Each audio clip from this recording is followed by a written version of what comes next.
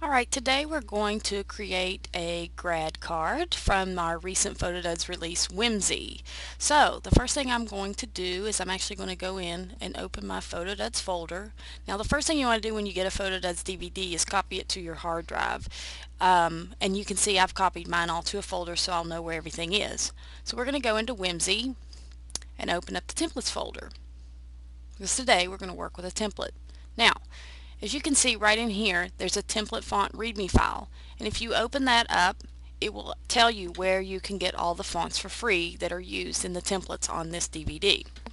So, we're going to actually work with the 5x7 mod card, which is a 5x7 press card. It has a front and a back. So we're going to open those up in Photoshop. Now, first thing I'm going to go ahead and do here is I'm actually going to turn off the guides because we won't be needing those today to show you this.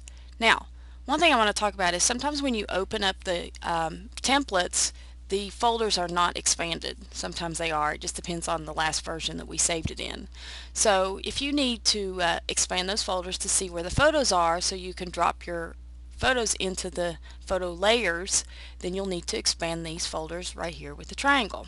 So, the first thing you want to do is, let's go ahead and open our images that I'm going to be using in the card today. Okay, now,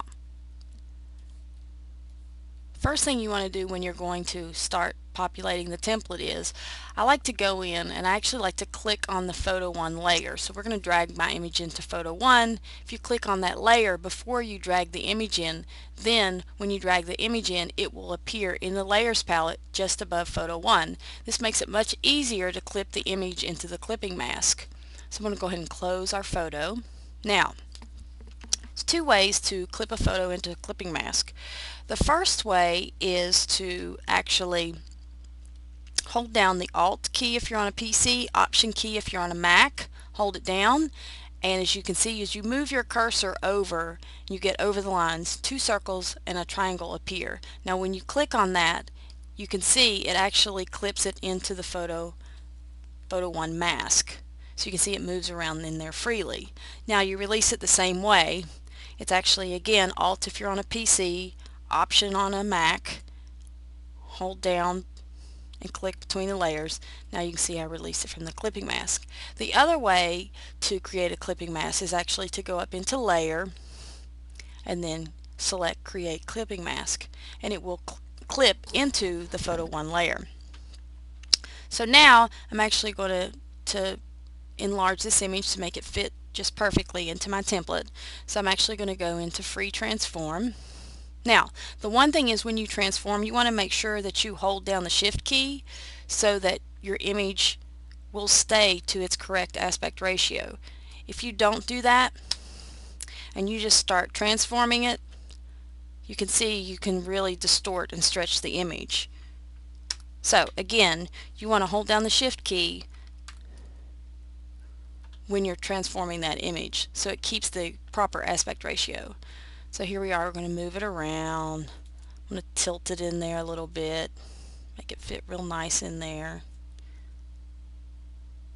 And then just click on it, double click, and voila, you're done. You've populated the front of the card, or the back.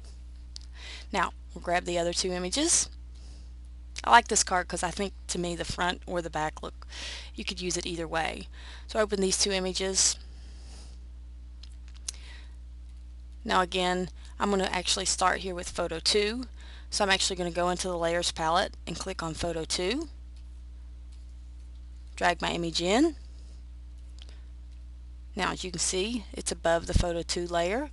So I'm going to hold down my Option key. I'm on a Mac. Clip it into the photo 2 layer. Start transforming it.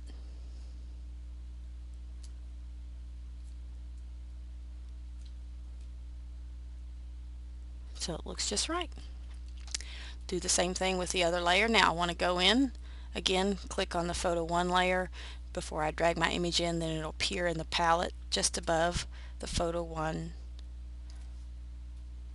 layer.